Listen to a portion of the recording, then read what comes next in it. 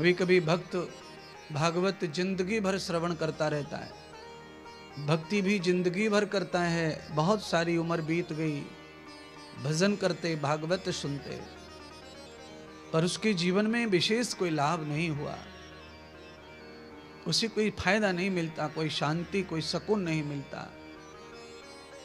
वो अपनी जिंदगी से ऐसे ही जूझता रहता है,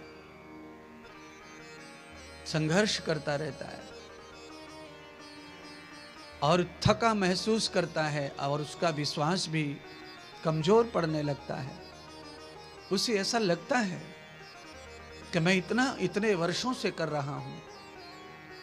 सारे महात्मा कथा प्रवचन करता तो यही कहते हैं कि आप ये भक्ति कर लो, आपको सब मिल जाएगा, आप कथा वगैरह कर लो, सब प्राप्त हो जाएगा। पर हमें तो नहीं हुआ, हमें तो सब कुछ नहीं मिला, हम तो संघर्ष लड़ रहे हैं सुख पाने के लिए। तो क्या कारण होगा उसमें, वो भी भेद आज खोलते हैं। आदमी के जीवन में कम से कम 7 जन्मों के पाप और पुण्य चलते हैं, कम से कम।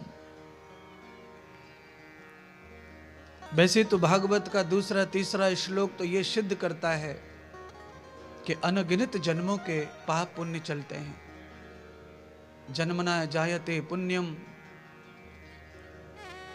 तदम भागवतम लभेत। भगवान वेद व्यास तो ये लिखते हैं भागवत में कि हजारों हजारों जन्मों के पुण्य जब प्रकट हो जाते हैं, तब भागवत श्रवण करने का, भागवत करवाने का, भागवत पढ़ने का, भागवत कहने का लाभ प्राप्त होता है। अन्यथा ये प्राप्त नहीं है। ऐसे तो करोड़ों लोग बंबई में रहते हैं, पर नश्चलम भागवतम श्रुति, उनके ऊपर कृपा नहीं है ठाकुर जी के, इसलिए वो यहां पंडाल में आ नहीं पा रहे। जिनके ऊपर कृपा है वो तो पंडाल में कथा शुरू होने से पहले आ गए, कलश भी उठा लिया, कलश का भी लाभ ले लिया। पित्रोदकत सदान पुण्यम यस्यं भ्रमन्ति कलकुंभ योगाम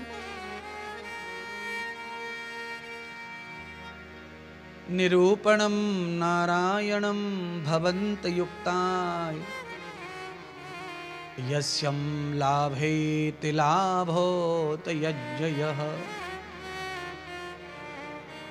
भगवान गरुड़ पुराण में कह रहे हैं कि कलश उठाने का मतलब है आपने अपने पितरों को आज जल अर्पण कर दिया।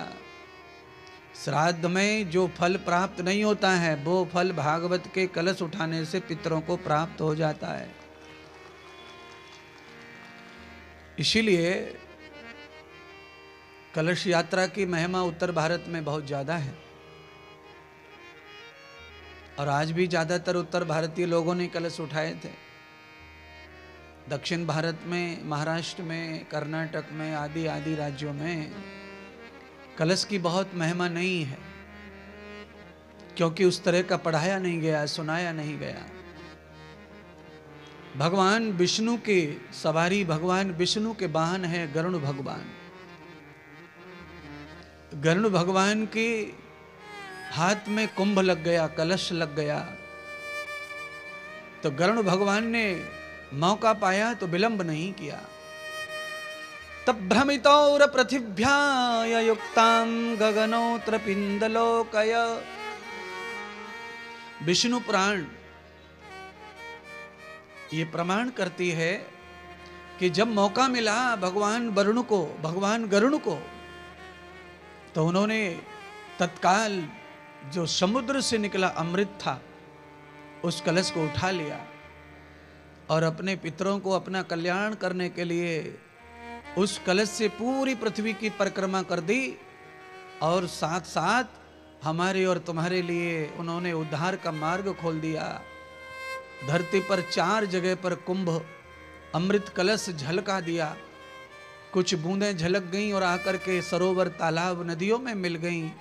वहाँ आज 12-12 बरस के बाद कुंभ लगते हैं। अभी प्रयागराज में वो अमृत कुंभ आने वाला है, उसमें डुबकी लगा करके कलयुग के भी पाप खत्म हो जा रहे हैं। ये उस कुंभ की, उस कलश की महिमा है। इसीलिए आज जिन्होंने भी कलश को सिर पर धारण किया है, उन्होंने भगवान विष्णु के द्वार पर अपनी एंट्री लिख दी, ऐसा समझो।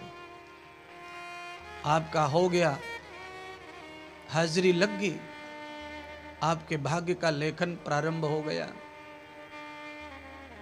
केवल कलश यात्रा शोभा यात्रा नहीं है, प्रचार के लिए नहीं है, उसकी महिमा है, महत्व है। आज उस कलश यात्रा को लेकर भगवान गरुड़ न निकलते तो भारत में सनातनी दिव्य ये कुंभ मेला न होता। सब जीव उसमें स्नान करते हैं, पूरे पापी लोग स्नान करते हैं, पाक हो जाते हैं, पवित्र हो जाते हैं। और जब जल गंदा हो जाता है पापों से, तो उसमें ऋषि मुनि साधु संत गोता लगा देते हैं, फिर वो जल साधुओं के शरीर को स्पर्श करके पवित्र हो जाता है। कुंभ और साधु की इतनी महिमा है समाज में। सामान्य जीवों के स्नान से जल अपवित्र तो हो ही जाता है। भस्म लगाकर जो साधु आते हैं तपस्या करके और कुंभ स्नान करते हैं, जल को निर्मल कर देते हैं। इसीलिए पहले साधुओं का स्नान होता है और फिर संसारियों का होता है। सब पवित्र हो जाएं, कोई शेष न रह जाए, किसी का पाप कम न पड़ जाए कि वो दुखदाई बन जाए, उसका पाप सर्वदा नष्ट हो जाए। पुण्याः अति पुण्याम भवन्ते युक्त जीवाः। जीव के पुण्य और पुण्य बढ़ते रहें। फिर एक सवाल है कि क्या नहाने से पुण्य बढ़ता है? ना, नहाने से पुण्य नहीं बढ़ता, पर पाप नष्ट होता है, इसलिए पुण्य का भोग आता है। जो पुण्य दबे रहते हैं, पाप खत्म हो जाने से वह पुण्य प्रकट हो जाते हैं, इसीलिए पुण्य बढ़ना बोलते हैं उसी को। क्योंकि जीवन में शांति, सुख, सुविधाएं खड़ी होने लगती हैं, पुण्य का प्रभाव बढ़ने लगता है और उसके लाभ जीव को प्राप्त होने लगते हैं। इसीलिए कुंभ स्नान भी अवश्य करें, कलश जरूर उठाएं और अवश्य इस गोता लगाने के लिए भागवत गंगा में पधारें, क्योंकि ये सर्वदा मौका मिलता नहीं है। कैसे कैसे मिलता है? आयोजक यजमान को बहुत कसरत करनी पड़ती है, तब जाकर ये छोटा मोटा बड़ा आयोजन होता है। आप लोगों को ये प्यार प्राप्त होता है भगवान का। आइए लौटकर जो भजन गाया था उसी की व्याख्या कर रहे हैं। श्री बरसाने गुलाम तेरो बनवारी। बरसाने वाली कोई मैडम नहीं है, कोई स्त्री नहीं है। तावते भक्ति त्वयाः, भक्ति का ही नाम श्री है। और उस संपदा को जो पाना चाहते हैं उनको क्या करना है? भगवान श्री कृष्ण की तरह उस भक्ति का समर्पण गुलाम हो जाना है। उससे लाभ क्या मिलेगा? लाभ ये मिलेगा कि आदमी जब पूरे शरीर से नदी सरोवर में डूब जाता है, डुबकी मार लेता है, तो उसी यहाँ से वहाँ से पानी भर भर के बॉडी को स्नान नहीं करना पड़ता। उसके सारे अंग अपने आप ही भीग जाते हैं, स्नान हो जाता है। ये समर्पण है, इसको गुलामी कह रहा हूं बार बार मैं। जिसने अपनी जीवन का समर्पण कर दिया वो सर्वदा सर्व अंगों से मुक्त हो जाता है।